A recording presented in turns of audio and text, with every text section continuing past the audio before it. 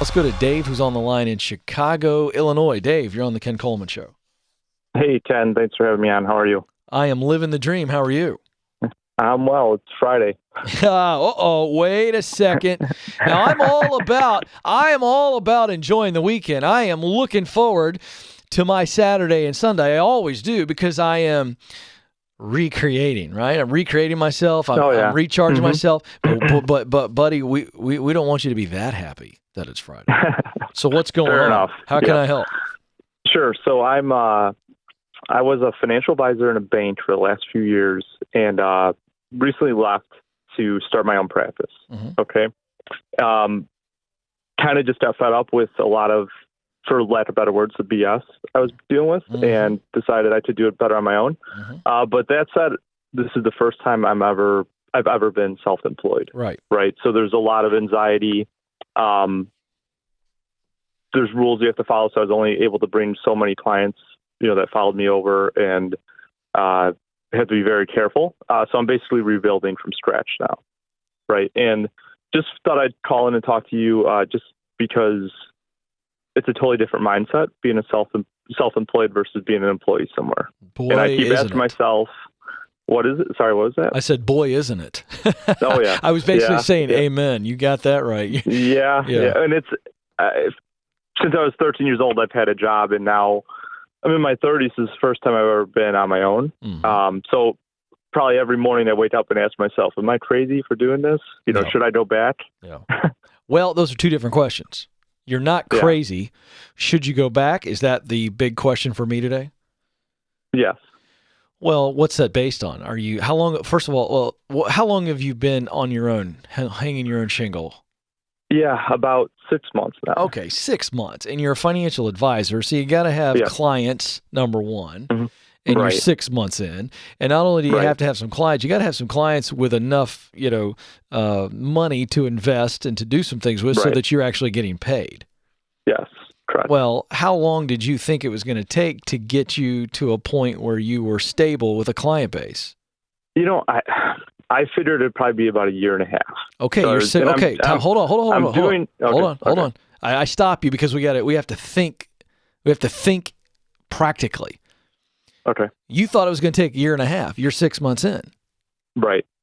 So are you in a place of desperation financially? It's not so much that, it's just, do I want to burn through my savings? Okay, well, hold on. And I get it. But you didn't plan. So here's where the disconnect is. Okay. The disconnect is you thought, and I think accurately, that it would be about a year and a half. And I'm not getting on you, but this is important to understand so that we can make the right decision going forward. Okay. You thought it would take a year and a half, but I don't think you planned for that financially, because now you're worried about burning through savings. Or did you have the savings set aside and you thought, well, I'll have it there if I need it. I don't think I'm going to need it, even though I told everybody it'd be a year and a half. I think I would break the record and I would kind of do something nobody's ever done before. Like, you see where I'm going? Yeah. Again, being on the finance side, it's more about not wanting to spend money. I really haven't I haven't tapped into my savings yet. Okay. So I've been able to make it work so far without having to start going through savings, but it's going to get harder, right? In the next coming year, especially, it is. It's just the nature of the game. And so I'm wondering, okay, what's the best route here? Do I go back? For the benefits or for whatever, or do I keep trudging along? Maybe think about getting a side job or a side hustle. What's the deficit? So what's the deficit between what you're bringing in now and what you're forecasting going forward? So that's a number. You've got a good idea in your head. What's the deficit between that and you having to use your savings to make up what you need for ends meet? Yeah. Not much. Maybe 20 grand. Okay. Yeah. So here, my answer is, if you didn't plan financially for this, meaning that savings is just general savings, not I put this money aside to pad me, then you have a real decision before you.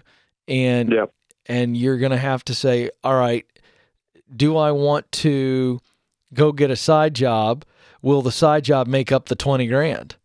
If you can get a side job and it make up the 20 grand and not hamper your ability to do what you need to do to grow your business, meaning take care of people and take care of more people. If it doesn't hurt this fledgling business of yours, and it makes up the 20 grand and you don't have to touch the savings, I'd say hang in there, man. Welcome to entrepreneurship.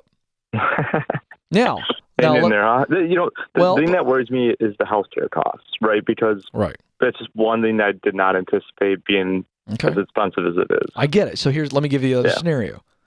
I'm not going to tell you what you need to do. I'm going to help you think through what's before you. So I gave you one scenario. That's the hang on, right? Do whatever it takes to survive. Because I think you can do that. The other side of it is you go, all right, I jumped into this thing too soon. I did not plan well. I am a financial planner, and I didn't plan well. Does that make you disqualified? No. Does it make you an idiot? No. It's just welcome to life. Yep. Right? Yep. Well, you believed in yourself, and I don't want this to shake your belief. So this is why I didn't bring this scenario up initially.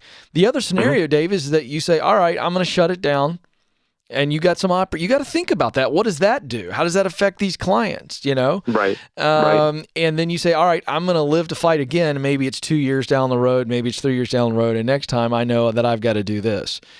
That's not the scenario I like. But if financial ruin is you know, the only thing ahead, then you're going to have to shut it down, and we live to fight again.